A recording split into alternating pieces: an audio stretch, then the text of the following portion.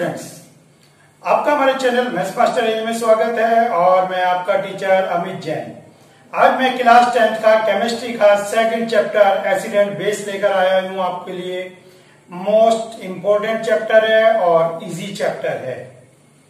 कोई ज्यादा इसके अंदर काम नहीं है, केवल आपको चैप्टर समझना है डेली लाइफ से रिलेट करके। अगर आप इस चैप्टर को डेली लाइफ से रिलेट करके समझते हैं तो इस चैप्टर में आपको बिल्कुल भी टेंशन नहीं होने वाली है। तो एसिड बेस के अंदर हमारे पास जो टॉपिक है, सबसे पहले हमारे पास टॉपिक आता है इंडिकेटर, उसके बाद आते हैं एसिड और बेस। तो आइए सबसे पहले हम जो टॉपिक है इंडिकेटर, इसके बारे में डिस्कस करते हैं। इंडिकेटर,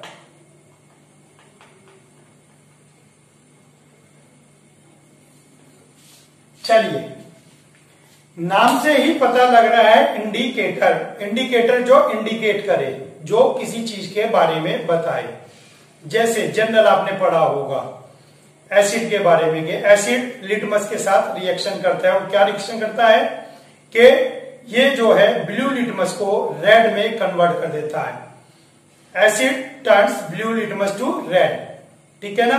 तो क्या हुआ, इंडिकेशन हुआ। इंडिकेशन क्या हुआ, ब्लू से रेड। ब्लू से रेड इंडिकेशन का क्या मतलब हुआ कि जो चीज हमने इसके ऊपर लिक्विड डाली है वो एसिडिक है, ठीक हो गया। तो इंडिकेटर क्या होते हैं, इंडिकेटर डाई होते हैं।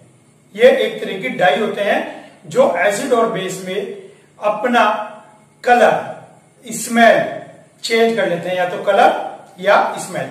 कुछ चीजें कलर से पहचानी जाती हैं, कुछ चीजें स्मेल से पहचानी जाती हैं इंडिकेटर में, ठीक हो गया। तो इंडिकेटर डाइज हैं।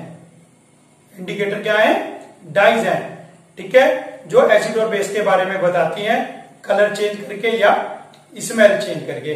तो सबसे पहले हम कलर चेंज करने वाले डाइज के बारे में पढ़ेंगे।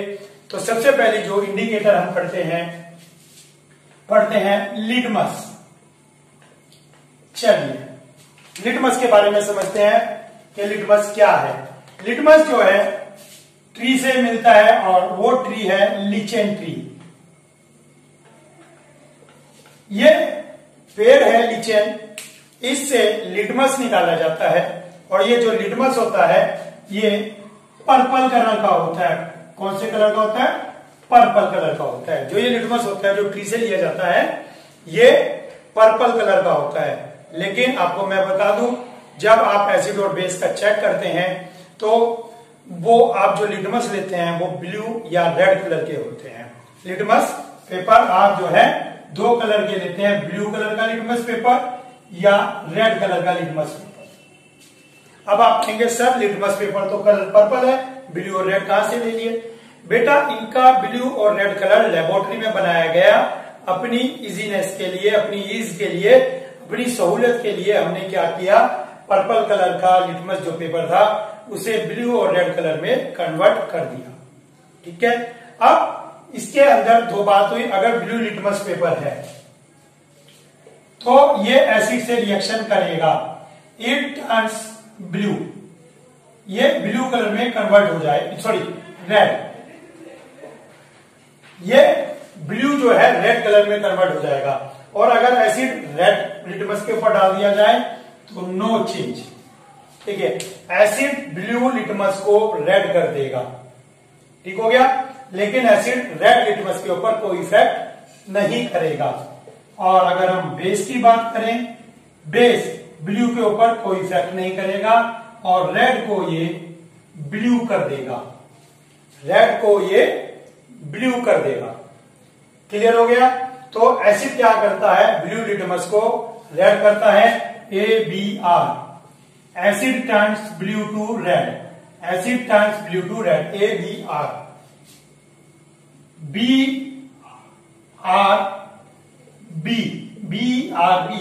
ब्लू क्या करेगा, ब्लू रेड को ब्लू कर देगा, ठीक है। बेस क्या करेगा, बेस रेड को ब्लू कर देगा।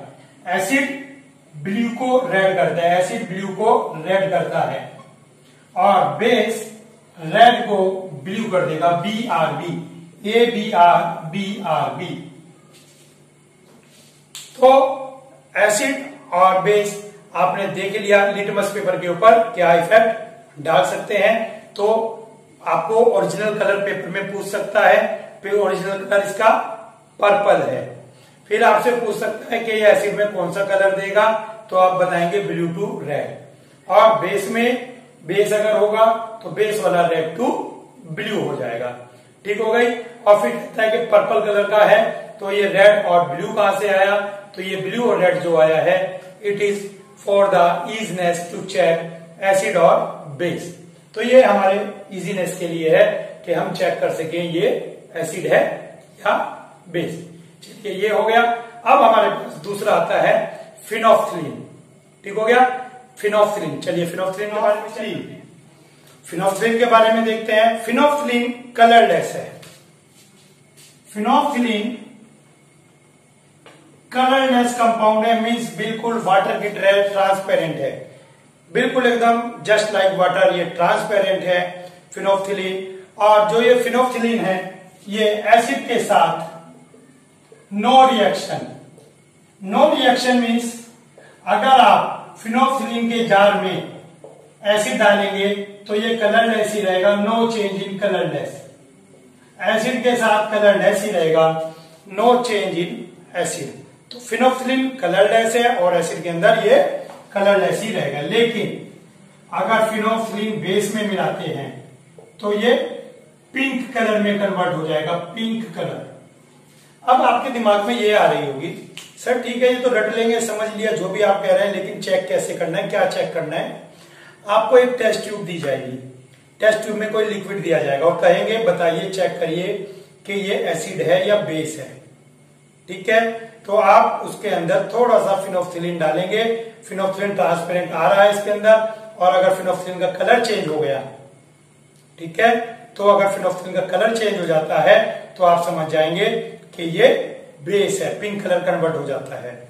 आपको एक कोई पाउडर दे दिया, उस पाउडर को कहेंगे चेक करिए कि ये एसिड है या बेस है पाउडर, तो उसके ऊपर आप फिनोफ्थलीन डालेंगे और अगर फिनोफ्थलीन का कलर पिंक हो जाता है तो इसका मतलब जो सॉल्ट आपको दिया गया है वो बेसिक है। ठीक हो गया। तो हम ऐसे चेक करते हैं। अगर आप साबुन के साथ फिनोफ्थलीन को चेक करेंगे, साबुन कपड़े धोने का, कपड़े धोने का साबुन बेसिक नेचर का होता है, बेसिक नेचर का, तो ये जो है पिंक कलर देगा साबुन फिनोफ्थलीन के साथ। एक ऐसे ही आपके पास आता है टर्मरिक, हल्दी। टर्मरिक की भी खास बात यह है कि अगर आप टर्मरिक बेस के साथ रिएक्शन कर दें तो ये रेड ब्राउन कलर देता है, रेड ब्राउन। ये आप घर पे भी करके देख सकते हैं। घर पे आप इसको कैसे करके देख सकते हैं, आप अपने हाथ पे थोड़ा सा साबुन गीला करके लगा लीजिए कपड़े धोने का, सुखा लीजिए। सुखाने के बाद इसके ऊपर हल्दी डालिए, चुटकी भर हल्दी डालने के बाद उसके ऊपर 4 बूंद पानी डालिए और उसको ऐसे रब कीजिए, तो आप देखेंगे आपके हाथ पे रेड ब्लड जैसा कुछ आ जाएगा।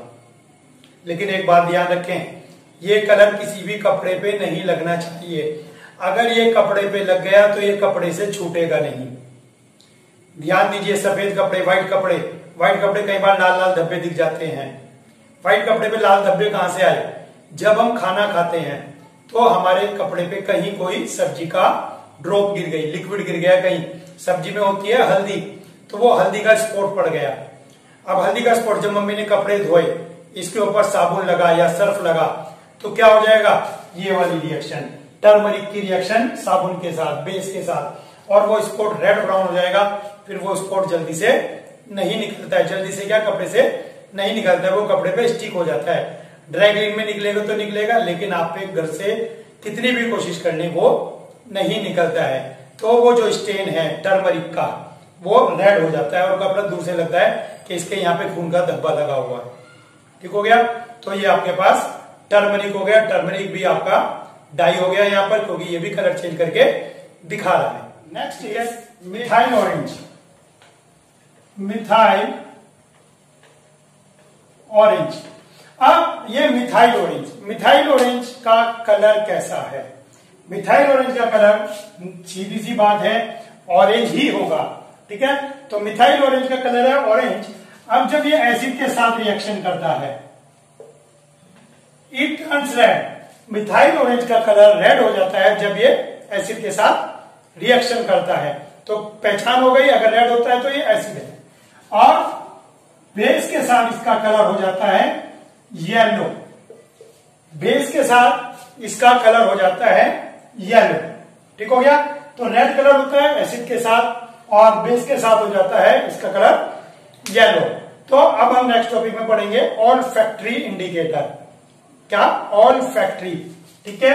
अब हम इसके बारे में पढ़ेंगे ऑल्फैक्टरी इंडिकेटर्स। ठीक है। Olfactory indicators. Olfactory indicators are those indicators which are detected by smell। देखिए, olfactory indicator होते हैं जिनको आप स्मेल से डिटेक्ट करते हैं। तो जैसे अनियन है, अनियन। अब अनियन की स्मेल की बात करते हैं। इस अनियन की जो स्मेल है, एसिड के साथ उसके अंदर कोई चेंज नहीं होता। अगर अनियन को एसिड में डालेंगे तो इसके टेस्ट में स्मेल में कोई चेंज नहीं होगा। यह अनियन की स्मेल को खत्म नहीं कर पाता है। लेकिन अगर आप अनियन को बेस में रखते हैं तो अनियन की स्मेल डिस्ट्रॉय हो जाएगी। It destroy the onion smell. तो आप ध्यान रखें, ऑल्फैक्टरी मीन्स जो स्मेल से डिटेक्ट किए जाते हैं। अनियन की स्मेल एसिड में खत्म नहीं होती लेकिन बेस में खत्म हो जाती है। ऐसे ही होता है वनीला एक्सट्रैक्ट। वनीला एक्सट्रैक्ट बहुत महंगा होता है ये वनीला। ये वही है जो आप वनीला आइसक्रीम खाते हैं, लेकिन जो वनीला आइसक्रीम खाते हैं उसमें वनीला नहीं होता, उसके अंदर वनीला फ्लेवर होता है। ठीक है। जैसे रसना फ्लेवर होता है ऑरेंज का, लेमन का, मैंगो का, ऐसे ही वनीला फ्लेवर की आप आइसक्रीम खाते हैं क्योंकि वनीला बहुत महंगा होता है। तो वनीला एक्सट्रैक्ट भी एसिड के साथ स्मेल देगा। इसकी स्मेल डिस्ट्रॉय नहीं होगी, लेकिन विद बेस, बेस के साथ इसकी स्मेल डिस्ट्रॉय हो जाती है, इसकी स्मेल खत्म हो जाती है। अगर आप जो है बेस के साथ रिएक्शन कराते हैं तो इसकी स्मेल खत्म हो जाती है, बिल्कुल डिस्ट्रॉय हो जाती है। तो ये इंडिकेटर है जो स्मेल के ऊपर बेस है। पहले मैंने आपको कराए थे कलर के ऊपर बेस। तो ये आपके इंडिकेटर्स हो गए। अब हमारे पास जो टॉपिक आता है एसिड एंड बेस, चलिए पढ़ते हैं acids. Now acid, what is acid? सुना होगा आपने एसिड, तेजाब। ठीक है ना, तेजाब बोलते हैं। तेजाब जनरली किसे बोलते हैं आप? HNO3, H2SO4, इनको आप जनरली तेजाब बोलते हैं। ठीक हो गया ना, सल्फ्यूरिक एसिड। तो ये होते हैं आपके पास तेजाब। लेकिन सही मायने में एसिड होते क्या हैं? एसिड को दो तरीके से डिफाइन किया गया है।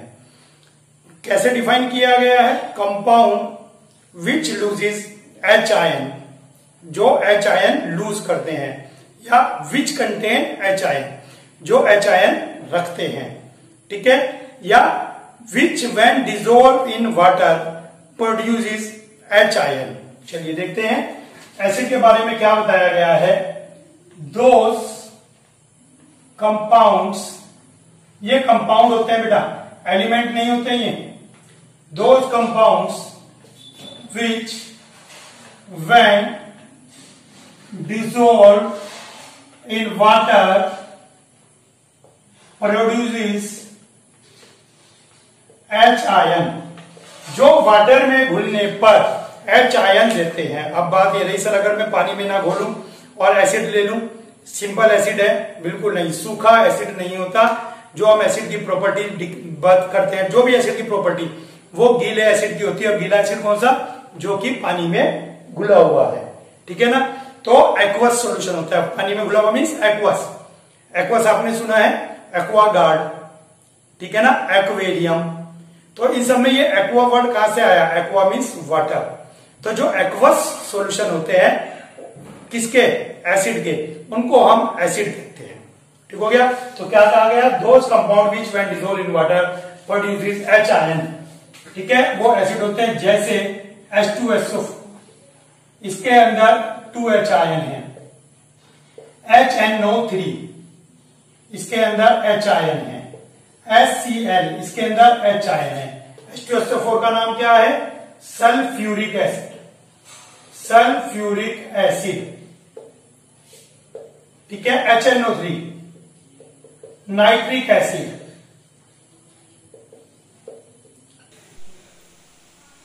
ये है HCl और ये हो गया आपका हाइड्रोक्लोरिक एसिड। ये आपके पास 3 एसिड है और ये तीनों एसिड HIN देते हैं व्हेन डिसॉल्व इन वाटर। अब इसके अलावा भी और एसिड होते हैं, acetic acid, acetic acid CH3 COOH, CH3 COOH acetic acid. तो अब बात ये रही, इसके अलावा हम जनरली बोलते हैं ऑक्जेलिक एसिड, सिट्रिक एसिड। इनके फार्मूले आपको यूज में नहीं है, तो आपको इनके फार्मूले यूज नहीं करने 10th क्लास के हिसाब से। Oxalic acid, citric acid. Citric acid जो खट्टे फलों में मिलता है, जैसे नींबू में, ठीक है ना, संतरे में, जितने भी खट्टे फल होते हैं उन सब में सिट्रिक एसिड होता है। खट्टे, ठीक हो गया, ये खट्टे फल में मिलता है सिट्रिक एसिड। एक और आपने सुना होगा टार्टेरिक एसिड, टार्टेरिक, टार्टरी जिसे बोलते हैं, टार्टेरिक। तो ये वीक एसिड होते हैं। अब एसिड भी 2 टाइप के हो गए सर, बिल्कुल, strong acid, weak acid, strong and weak. अब सर इन्हें डिफाइन कैसे करेंगे कि कौन सा एसिड स्ट्रॉन्ग है, कौन सा वीक एसिड है। डेफिनेशन ये रहेगी, those compound which when dissolved in water produces HIN। HIN तो हो गए, ये भी HIN दे रहा है, ये भी HIN दे रहा है, कंप्लीटली माने पूरी तरह से ये HIN दे देगा। तो क्या सर ये पूरी तरह से HIN नहीं देते? नहीं, वीक वाले पूरी तरह से HIN नहीं देते, ये केवल पार्शली देते हैं। ये पूरी तरह से HIN प्रोड्यूस करते हैं, ये पूरी तरह से HIN प्रोड्यूस नहीं करते। स्ट्रॉन्ग एसिड, ठीक हो गया, स्ट्रॉन्ग एसिड खतरनाक होते हैं, ये बहुत ज्यादा खतरनाक होते हैं। इनका यूज आप नहीं कर सकते, इनका यूज आप करते हैं, खाने में यूज कर रहे हैं। लैक्टिक एसिड, लैक्टिक एसिड भी वीक एसिड है। और क्या है, ये मिल्क के अंदर होता है, ये मिल्क को क्या कहते हैं? लैक्टेयर। मिल्क का साइंटिफिक नाम है लैक्टेयर, और उससे क्या बना? Lactic acid. तो जो मिल्क है वो आप यूज करते हैं, उसका एसिड आपको नुकसान नहीं करता, लेकिन ये 3 एसिड आपको नुकसान करते हैं। अब जो ये 3 एसिड है, इनका नाम है स्पेशल एक और मिनरल एसिड। इनका नाम है मिनरल एसिड। तो ये मिनरल एसिड है क्योंकि ये मिनरल से बनाए जाते हैं, मीन्स जो है लेबोरेटरी में बनाए जाते हैं।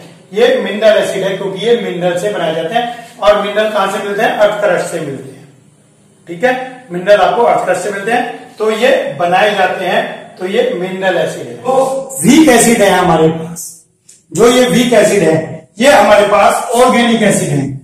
ऑर्गेनिक मीन्स जो नेचुरली मिलते हैं, ठीक है ना, आपको बताया ये खट्टे फलों में मिलता है, ये दूध में मिलता है, ये सब ऑर्गेनिक एसिड है। ऑर्गेनिक एसिड मीन्स जो हमें नेचुरली मिल रहे हैं, जिनको हम लेबोरेटरी में नहीं बना रहे हैं, ठीक हो गया। अब आपको इसके अंदर ये हो गया। अब हमारे पास आता है एसिड कंसंट्रेट एंड डाइल्यूट। चलिए देखते हैं कंसंट्रेट एंड डाइल्यूट किसको कहते हैं।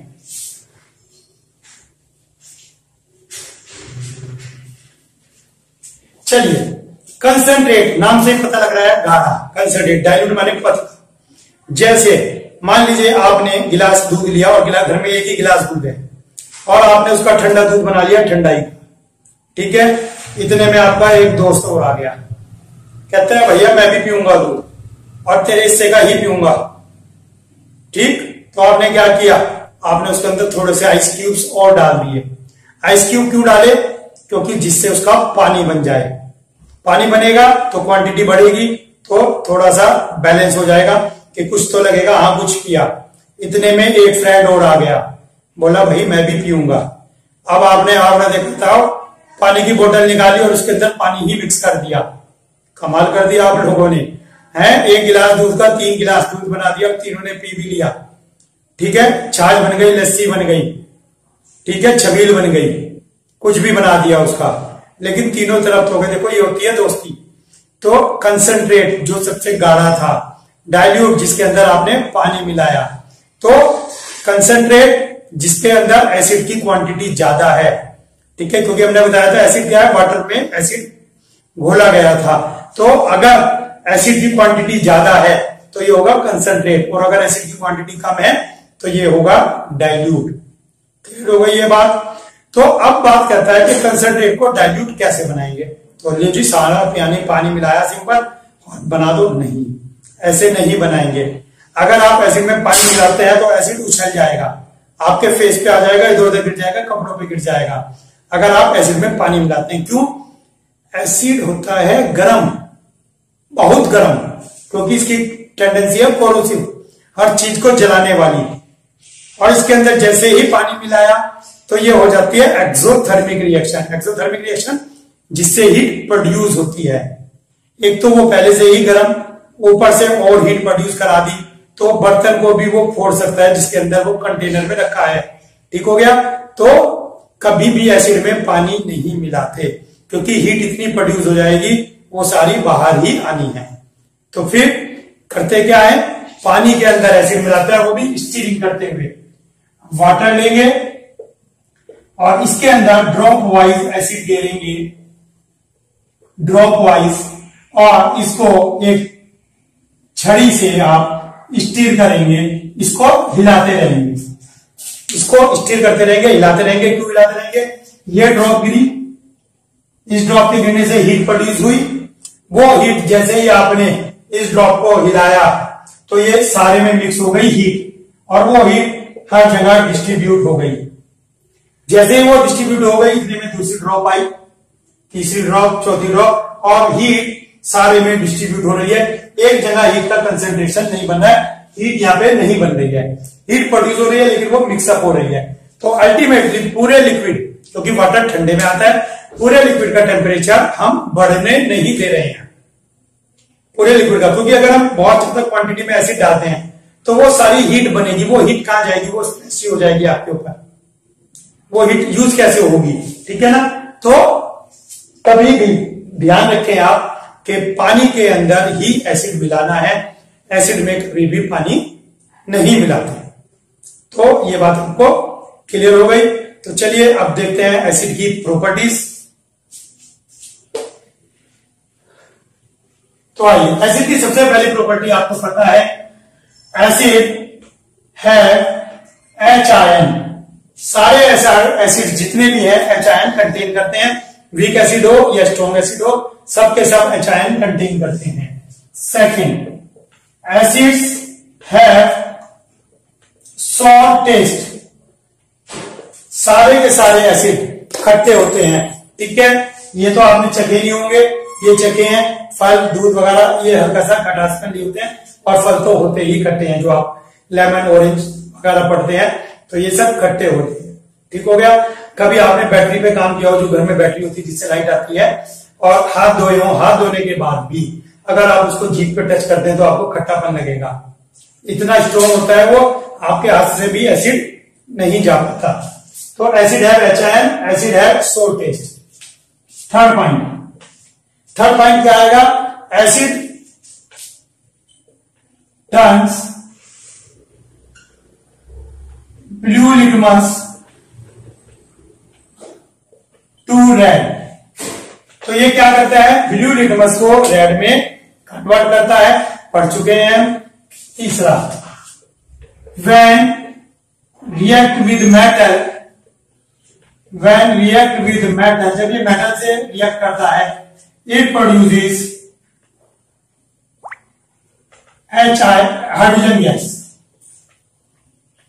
लीजिए, जब ये किसी भी मेटल से रिएक्शन करता है तो ये हाइड्रोजन गैस प्रोड्यूस करता है। चलिए देखते हैं H2SO4 की सोडियम के साथ रिएक्शन। तो Na2SO4 बनेगा, सोडियम सल्फेट बनेगा, बन गया, और H2, ये H2 गैस प्रोड्यूस होगी और गैस है, तो इसको हम एरो से शो करेंगे। तो जितने भी मेटल हैं वो एसिड के साथ रिएक्शन करके हाइड्रोजन प्रोड्यूस करते हैं, लेकिन जितने भी का मतलब सारे नहीं है, रिएक्टिविटी सीरीज में जाएंगे तो हाइड्रोजन के नीचे आता है कॉपर, मरकरी, सिल्वर, गोल्ड। ये हाइड्रोजन के साथ यानी कि एसिड के साथ रिएक्शन नहीं करते। अगर इनको तेजाब में डाल दिया जाए तो इनका कोई नुकसान नहीं होगा। इनको तेजाब में डाल दें तो इनका कोई नुकसान नहीं होगा, क्योंकि ये हाइड्रोजन के नीचे है तो ये हाइड्रोजन को डिस्प्लेस नहीं कर सकते।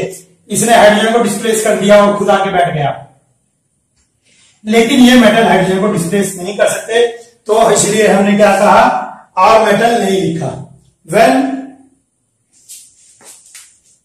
एसिड रिएक्ट्स विद मेटल, ठीक है, ऑल मेटल नहीं लिखा हमने। तो ये हाइड्रोजन गैस लिबरेट करता है। इनको छोड़ के पेपर में क्वेश्चन आ जाएगा, बच्चा घूम गया, एक मेटल इसमें से दे देगा, बच्चे ने डट रखा था और लिख आया जल्दीबाजी में, टिक मार्क मारना था, लिखा भैया मेटल वर्ड लिखा था, लिख रहा है मेटल सिल्वर, और बच्चे ने सिल्वर वर्ड तो पढ़ा नहीं और ना इतना ध्यान दिया, पढ़ भी लिया। हाँ तो केवल पढ़ा metal, acid react with silver metal, वो भैया मेटल है लिख दो, हाइड्रोजन गैस लिबरेट होगा। नीचे लिखा हुआ था नो रिएक्शन, उस पर ध्यान नहीं दिया। अब ध्यान देंगे आप इन चारों के साथ, no reaction. Next, acid reacts with base to produce salt and water। जब भी एसिड बेस के साथ रिएक्शन करेगा, साल्ट एंड वाटर देगा, this is called neutralization reaction. इस रिएक्शन का नाम है न्यूट्रलाइजेशन रिएक्शन। मीन्स एसिड और बेस जब मिलते हैं तो ना तो एसिड एसिड रहा ना बेस बेस रहा, दोनों की ही प्रॉपर्टी खत्म हो गई। एसिड और बेस दोनों खत्म हो जाते हैं, इनका इफेक्ट खत्म हो जाता है और ये न्यूट्रलाइज हो जाते हैं। एसिड और बेस जब रिएक्ट करते हैं तो देखते हैं H2SO4 NaOH, बेस अभी हम आपको पढ़ाएंगे, बेस है NaOH, इसके साथ रिएक्शन करेगा तो ये वाटर बन गया, यहां से H और यहां से OH लीजिए, तो ये क्या बनेगा, ये वाटर बन जाएगा। और साथ में क्या बनेगा, Na2SO4 लीजिए, Na2SO4 तो बन गया साल्ट, Na2SO4 तो बन गया साल्ट, H के दो ये रहे, H के दो ये रहे, 2H2, देखिए 2H ये रहे, 2H ये रहे, 4H ये रहे, 4H और O के 2 वाटर के मॉलिक्यूल बन गए। तो ये साल्ट बनता है और साथ में वाटर बनता है कब, जब एसिड बेस के साथ रिएक्शन करता है। ये सोडियम हाइड्रोक्साइड है, इसको हम आगे पढ़ेंगे, ठीक हो गया। तो acid react with base give salt and water, तो ये हो गया। अब हम पढ़ेंगे reaction with water. Now when acid react with metal carbonate, लीजिए एसिड की रिएक्शन मेटल कार्बोनेट से कराते हैं। मेटल कार्बोनेट मान लीजिए आपने ले लिया सोडियम कार्बोनेट और एसिड आपने ले लिया HCl, तो क्या होगा, साल्ट बनेगा, ठीक है, CO2 बनेगा और वाटर बनेगा, salt, CO2 and water metal carbonate के साथ। चलिए देखते हैं, तो साल्ट क्या बनेगा, NaCl, लीजिए 2NaCl बनेगा, प्लस यहां से CO2, यहां से क्या बचता है H2 और यहां से बचता है एक O, ठीक है, CO3 में से CO2 काम में आ गया, बचता है एक O, H2O। तो जब कोई एसिड मेटल कार्बोनेट के साथ रिएक्शन करता है तो it produces salt, carbon dioxide and water, ठीक हो गया। तो ये हो गई मेटल कार्बोनेट के साथ। अब मेटल ऑक्साइड के साथ, चलिए मेटल ऑक्साइड के साथ रिएक्शन कराते हैं, ZnO plus HCl, ZnO plus HCl, तो इसके अंदर भी आपका ये साल्ट प्रोड्यूस होगा, ZnCl2 और साथ में क्या बनेगा, वाटर। तो क्या बना, साल्ट प्लस वाटर। तो ध्यान रखें, जब भी एसिड किसी भी मेटल ऑक्साइड से रिएक्शन करेगा तो क्या बनेगा, साल्ट बनेगा और वाटर प्रोड्यूस होगा, ठीक हो गया। ये इसकी केमिकल प्रॉपर्टीज थी, ये इसकी केमिकल प्रॉपर्टीज हो गई है आपकी सारी। अब एक और एक्स्ट्रा प्रॉपर्टी होती है, इट इज कोरिसिव इन नेचर। आपको पता है एसिड हर चीज को खत्म कर देता है, तो इट इज कोरिसिव इन नेचर। कोरिसिव, आपने कोरिजन पढ़ा था, कोरिजन का मतलब ये होता है मेटल का डिके होना। तो ये जो क्या कहते हैं एसिड है, ये किसी भी चीज को डिके करना स्टार्ट कर देता है, उसको ईट अप करना शुरू कर देता है, खाना शुरू कर देता है, यानी कि ये कोरिसिव नेचर का होता है। ठीक हो गया। तो एसिड की प्रॉपर्टी आपके पास ये है। अब आइए, अब हम चलते हैं बेस। चलिए अब हम चलते हैं बेस में। बेस क्या होते हैं, मैंने आपको बताया ये जैसे साबुन होता है, तो साबुन के अंदर बेस होता है। ठीक है, तो आइए बेस के बारे में जानते हैं। सबसे पहले इट प्रोड्यूसेस, सबसे पहले बेसिस के बारे में हम बताएंगे कि बेस है क्या। बेस तो बताया नहीं अभी आपको। तो base are those compound which contains OH ion. वहां पर क्या था, विच कंटेन्स H आयन, और यहां पर क्या है, विच कंटेन्स OH आयन। जिनके अंदर OH आयन होता है वो बेस होते हैं, जैसे NaOH, KOH, calcium hydroxide, barium hydroxide, aluminium hydroxide, ये सब बेस हैं। एल्युमिनियम की वैलेंसी 3 होती है, तो ये सब बेस हैं। सोडियम हाइड्रोक्साइड, पोटेशियम हाइड्रोक्साइड, इसी तरह से सबके नाम आ जाएंगे, calcium hydroxide, barium, aluminium hydroxide. और ये है आपके पास strong acid, strong base, sorry, ये है आपके पास स्ट्रॉन्ग बेस और ये है आपके पास वीक बेस। डेफिनेशन वही रहेगी जो एसिड में रही थी। Which produces H ion completely, OH ion completely, which produces OH ion completely when dissolve in water. जो OH आयन पूरी तरह से प्रोड्यूस कर दें, ठीक है, तो उनको क्या कहेंगे, उनको कहेंगे strong base. Which do not produce या which produce OH ion partially, ठीक है, जो OH आयन पार्टली या पार्शली प्रोड्यूस करते हैं उनको कहते हैं वीक बेस। जो H ion completely OH ion completely produce करते हैं वो स्ट्रॉन्ग बेस, और जो पार्शली प्रोड्यूस करते हैं when dissolved in water OH ion. लेकिन बेस में एक खास बात है, सारे बेस पानी में नहीं घुलते, कुछ बेस ही पानी में घुलते हैं। जो बेस पानी में घुलते हैं उनके लिए अलग से नाम दिया गया है एल्कली। ठीक है, तो alkali are those base which dissolve in water. जो वाटर में डिसॉल्व हो जाते हैं उन बेसिस को नाम दिया गया है एल्कली। ठीक हो गया, स्ट्रॉन्ग भी हो गया, वीक भी हो गया, डेफिनेशन भी हो गई, और ये आपके पास एक एक्स्ट्रा चीज एल्कली भी हो गई। चलिए अब पढ़ते हैं बेस की प्रॉपर्टीज। ठीक है, बेस की प्रॉपर्टीज देखते हैं। आपको मैं एक बात बताऊं, पीछे भी मैंने अभी एसिड और बेस की रिएक्शन कराई थी। एसिड का H आयन होता है और बेस का OH आयन होता है, ये दोनों मिलके ही वाटर बनाते हैं, और न्यूट्रलाइजेशन रिएक्शन में ये ही वाला वाटर होता है। एसिड का H आयन, बेस का OH आयन दोनों मिलके वाटर बनाते हैं। ठीक हो गया, ये ध्यान रखें आप कि एसिड का H और बेस का OH आयन होता है वाटर बनाने में। चलिए, सबसे बेस में क्या होता है, कंटेन्स OH आयन। दूसरा, इनका टेस्ट, वहां पे सोर था लेकिन इनका टच होता है, इनका टच होता है सोपी, यानी कि ये चिकने होते हैं। बिल्कुल, आपने देखा होगा साबुन भी चिकना होता है, साबुन के ऊपर पैर लग जाए तो आप फिसलते चले जाते हैं। ठीक है, तो इनका टच कैसा होता है, सोपी टच होता है। It turns red litmus to blue, ये रेड लिटमस को ब्लू में टर्न कर देते हैं। एसिड क्या करता था, ब्लू को रेड बनाता था, ये रेड को ब्लू बनाता। फोर सबसे इजी वाला यही लेंगे पहले आपके लिए कि it react with acid, it react with acid to form salt and water. लीजिए, NaOH HCl से रिएक्शन कराया आपने, अब तो आपको खुश हो जाएंगे, ये वाटर बन गया और बाकी बन गया NaCl। लीजिए, आपको वैलेंसी याद होनी चाहिए, 9th क्लास में वैलेंसी याद कराई गई थी। अगर आपको वैलेंसी याद होती है तो आपको कंपाउंड बनाने में दिक्कत नहीं होती। ठीक है, वैलेंसी क्रॉस कर देते थे।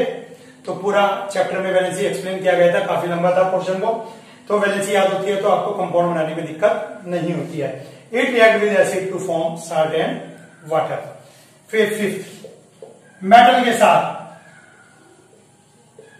के साथ बेस की रिएक्शन, कोई रिएक्शन नहीं है। मेटल्स बेस के साथ कोई रिएक्शन नहीं देता, ठीक हो गया। तो इसकी बेस के साथ कोई रिएक्शन नहीं होती। लेकिन कुछ मेटल, देखिए सारे मेटल नहीं होते, लेकिन कुछ मेटल बेस के साथ रिएक्शन कर जाते हैं। तो जैसे देखिए आप सोडियम हाइड्रोक्साइड की जिंक के साथ रिएक्शन, ये इंपॉर्टेंट रिएक्शन है क्योंकि ये एक्सेप्शनल केस है। सोडियम हाइड्रोक्साइड जिंक के साथ जब रिएक्शन करेगा तो सोडियम जिंकेट बनाएगा Na2ZNO2। It is sodium zincate. तो ये सोडियम जिंकेट बनाता है Na2ZNO2, ठीक हो गया। Na2ZNO2 और क्या बचेगा यहाँ पर आपके पास, हाइड्रोजन गैस लिबरेट होगी, ठीक हो गया। हाइड्रोजन गैस लिबरेट होती है। अच्छा, हमने पीछे उसमें एसिड में भी हाइड्रोजन गैस लिबरेट कराई थी, यहाँ बेस में भी हाइड्रोजन गैस लिबरेट हो गई। हाइड्रोजन गैस की पहचान क्या है कि हाइड्रोजन गैस निकल रही है। तो आइए, हाइड्रोजन गैस की पहचान ये है कि ये पॉप साउंड के साथ बर्न होती है। जब ये बर्न होती है तो बड़ी तेजी के साथ पॉप साउंड प्रोड्यूस करती है। Hydrogen gas burn with pop sound, आपको पता होना चाहिए, ठीक हो गया। तो metal do not react with base, exceptional case है, जैसे यहां पर सोडियम हाइड्रोक्साइड जिंक के साथ रिएक्शन कर जाता है। और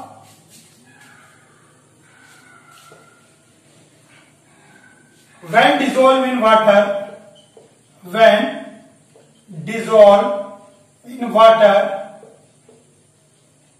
it get ionized। पानी में घोलने पर ये आयोनाइज्ड, पानी में घोलने पर ये आयोनाइज हो जाता है। हेंस बेस्ट कंडक्टर या good conductor, hence good conductor of electricity. देखिए, जहां आयन होंगे तो वहां तो गुड कंडक्टर ऑफ इलेक्ट्रिसिटी होंगे ही। ये बात एसिड में रह गई थी। एसिड में भी when dissolve in water it get ionised, जो एसिड है वो भी आयोनाइज हो जाता है और वो भी गुड कंडक्टर होता है। जो एसिड है वो भी गुड कंडक्टर ऑफ इलेक्ट्रिसिटी होता है व्हेन डिसॉल्व इन वाटर, क्योंकि वहां पर आयन प्रोड्यूस हो जाते हैं और जब आयन होंगे तो इलेक्ट्रॉन को सप्लाई के लिए मीडियम मिल जाता है, ठीक हो गया। तो चलिए, ये हो गया आपका, ये हो गया व्हेन डिसॉल्व इन वाटर, ठीक हो गया। तो ये आपके पास एसिड और बेस की प्रॉपर्टी हो गई। अब एसिड का यूज आप डेली लाइफ में देखते हैं। एसिड विनेगर में यूज होता है, सिरके के अंदर, ठीक है। उसके अलावा बैटरी में, अभी आपको बताया था कि बैटरी में यूज होता है, ठीक हो गया। एक इसका जो है कंपाउंड बनता है एक्वारेजिया। एक्वारेजिया क्या होता है, 1 पार्ट HCl और 3 पार्ट HNO3।